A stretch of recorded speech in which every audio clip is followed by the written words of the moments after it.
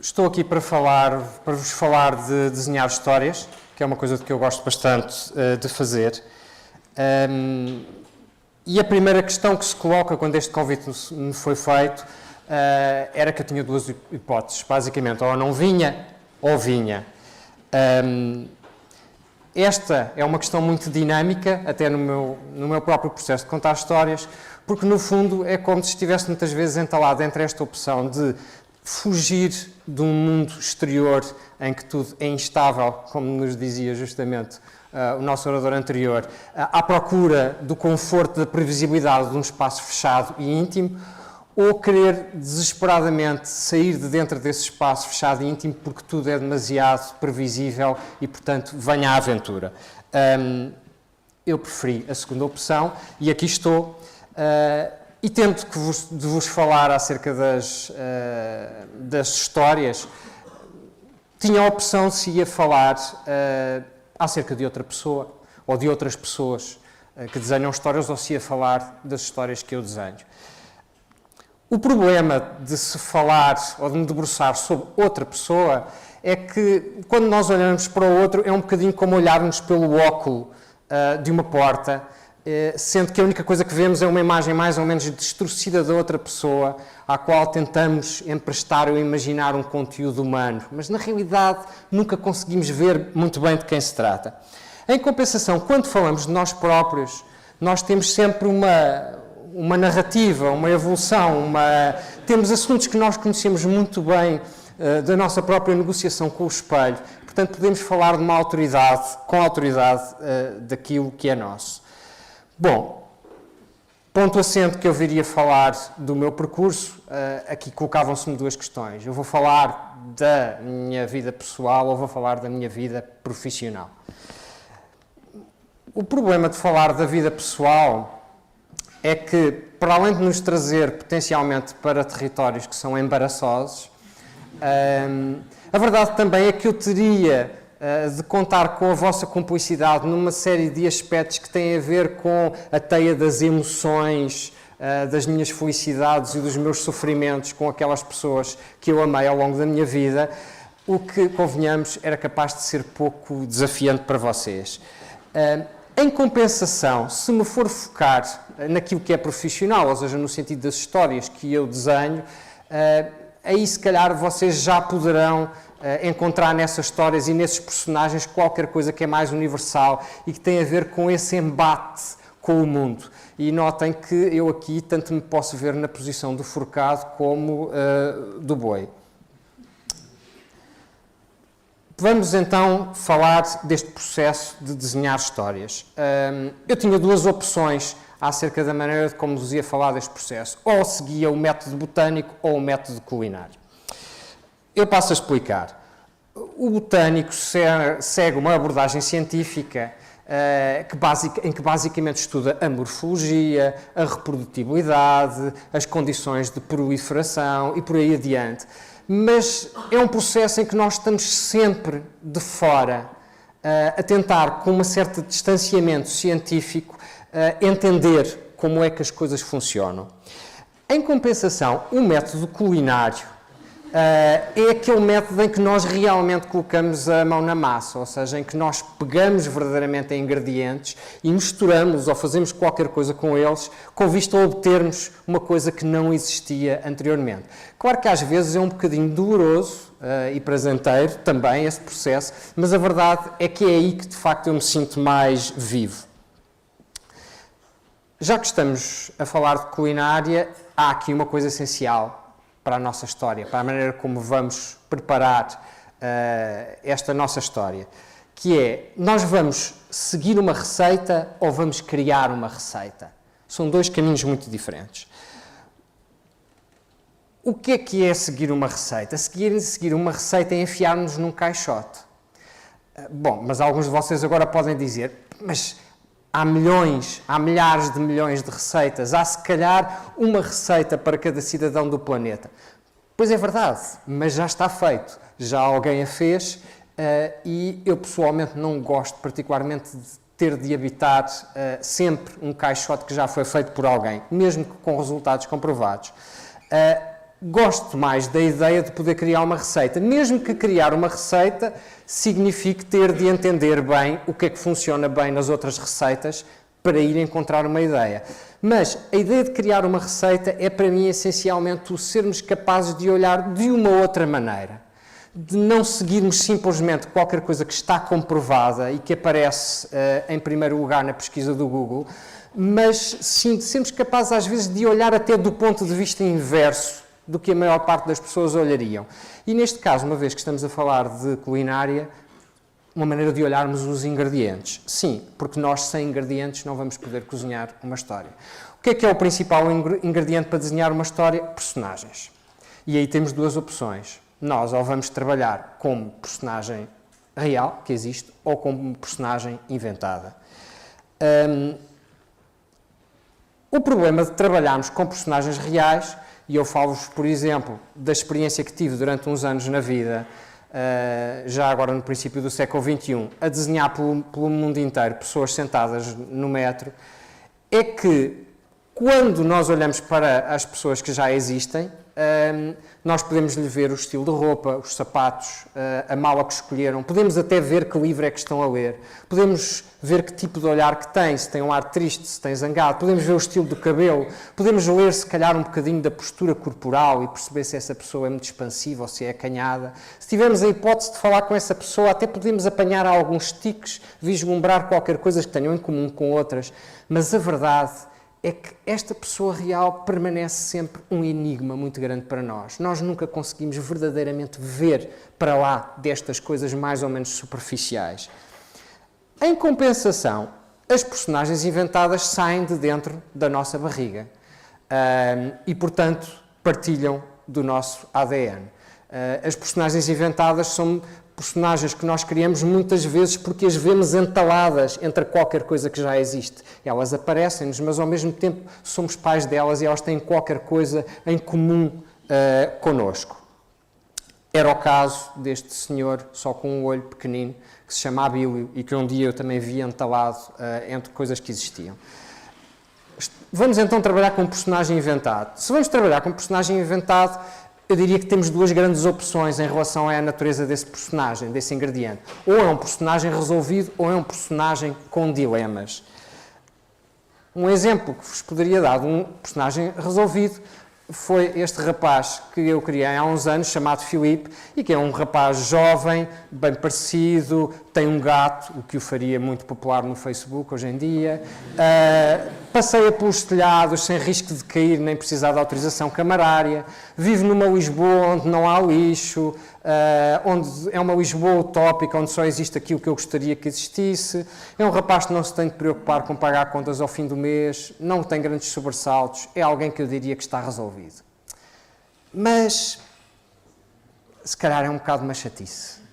Em compensação, a Dona Idalina é uma mulher a dias, que faz a limpeza em vários sítios. Um dos sítios onde ela trabalha é na escola de dança. E na escola de dança as bailarinas têm uma vez por semana aula de Tai Chi. Tai Chi, que é aquela ginástica ritual milenar chinesa. As bailarinas que estão habituadas àquelas equações coreográficas em que elas têm de seguir, fazem aquela ginástica, mas não percebem muito bem o que é que aquilo tem de realmente de ritual ou de transformador. Em compensação, a Dona Idalina, que está lá, no fundo, a esfregar o chão e que é invisível para estas raparigas, ou que quando muito se parece um pouco com um inseto que ali está a raspar o chão, essa Dona Idalina acha que realmente percebe e quando não está ninguém a ver, ela própria tenta fazer o Tai Chi. E aqui temos o personagem que eu acho que é o clássico personagem com o dilema, que é um personagem que tem ali um conflito ou um dilema entre a maneira como o mundo a vê, ou não a vê, e a maneira como ela se vê por dentro, entre o mundo interior que ela tem e aquilo que o mundo exterior lhe reconhece. Pegando nestes personagens que para mim são mais interessantes, que é justamente o personagem com o dilema, vai haver mudança. A nossa história vai ser acerca da mudança nesta personagem. E essa mudança pode decorrer em dois sentidos. Ou vai para pior, ou vai para melhor. Para pior, nós portugueses, graças a Deus, não temos de fazer um grande esforço porque já estamos preparados geneticamente e culturalmente para fazer as coisas correrem para pior, não é? Ou pelo menos para acreditar que estamos a fazer as coisas correrem para pior. E, portanto, para olhar para o futuro como uma possibilidade sempre de declínio. Já a ideia de correr melhor é mais ambiciosa e agrada-me como narrativa, ou seja, de procurar que de alguma maneira esta personagem se vá redimir nesta sua narrativa. Esta ideia de correr para melhor, para mim é muito comparável a um jogo, e estamos sempre a falar de contar uma história. Contar uma história dessa mudança para melhor pode-se assemelhar a um jogo em que existem vários buracos, e onde há bolas para enfiar nos buracos, se bem que não sabemos exatamente que bolas é que vão para que buracos à partida. Sabemos é que no final vamos querer colocar uma bola, uma determinada bola, e que tem de ser em último lugar. Este processo é um processo que requer uma perícia, requer que nós saibamos de facto jogar esse jogo, mas também requer que nós saibamos jogar com aquilo que é imprevisível. O que é imprevisível é a colocação das bolas do adversário. Dentro desta mudança, e nós temos já aqui o personagem que é o nosso ingrediente principal, há o acompanhamento. Que acompanhamento é que nós vamos escolher para este ingrediente principal? Eu diria que o lugar onde se passa a história é esse acompanhamento. E aqui, estamos a falar de uma história de mudança, não é? Temos duas opções. Ou mudamos de lugar, o personagem muda de lugar, ou então ele muda o próprio lugar onde ele está. Falar-vos de mudar de lugar, ou seja, de emigrar, é, por exemplo, este trecho de uma história em que os personagens fogem de uma cidade que é geometricamente opressora, que é um sítio de escala monumental, mas muito geométrica e padronizada, e vão fugindo para sítios que começam a ser mais pequenos, de uma escala mais íntima, mais próxima, até acabarem por chegar a um lugar onde estão mais confortáveis e que, curiosamente, é um lugar que estruturalmente não é assim tão diferente na sua monumentalidade do lugar onde eles vinham, mas que, curiosamente, essa monumentalidade agora parece-lhes mais amigável, emocionalmente mais próxima. E, portanto, eles acham que, de facto, mudaram para melhor ao mudarem de lugar. Já esta pequenina história que vos vou mostrar do tal Sr. Abílio, o pequeno anão, o Ciclope, é uma história de mudança num mesmo lugar. O Sr. Abílio vai a uma inauguração de uma exposição de pintura e descobre quando lá chega que os quadros estão todos lá em cima. É claro que ele começa imediatamente a procurar estratégias para poder chegar aos quadros e vê-los, não é? Estratégias cada vez mais ambiciosas. Curiosamente, nenhuma das outras pessoas está preocupada com isto. Pelo contrário, está tudo a conviver e a beber copos. Sendo que há dois empregados que vão servindo um líquido azul e esse líquido azul vai fazendo crescer, o consumo desse líquido azul vai fazendo crescer uns balões azuis no cimo destas pessoas, que, curiosamente, quando o Sr. Abílio já está completamente frustrado pela sua ausência de solução para o seu problema, eis que estas pessoas, sem terem feito grande coisa para isso, começam a flutuar até chegarem lá acima e poderem contemplar estes quadros. Felizmente que os nossos dois empregados encarregues de servir a bebida se aperceberam que há alguém que não estava servido e enquanto os outros convívios desaparecem como balões que rebentam ao fim de algum tempo, eis que também o Sr. Abílio terá a hipótese de beber o líquido, subir até lá acima, rebentar de satisfação. E aquilo que nos resta do fim deste processo é apenas um chão coberto de copos vazios e a satisfação dos dois senhores que saem com a sensação de missão cumprida. Eu devo-vos dizer que eu vejo-me e vejo as pessoas que desenham histórias no papel destes dois senhores. Nós somos os que vamos servindo os copos aos personagens para eles poderem voar. Temos aqui o universo dos nossos ingredientes definidos, falta-nos agora a fase decisiva na culinária, que é a preparação. E aqui temos basicamente duas grandes opções. Ou é cozinhado, ou é cru. O cozinhado é a forma que a espécie humana encontrou de tornar mais digeríveis, mais processáveis os alimentos, mas também uma forma, muitas vezes extremamente requintada, de trabalhar esteticamente o próprio paladar e a combinação entre esses alimentos. Portanto, Portanto, é um bocadinho como fazer a papinha toda, explicar tudo muito bem, explicá-lo de uma maneira bonita e sedutora.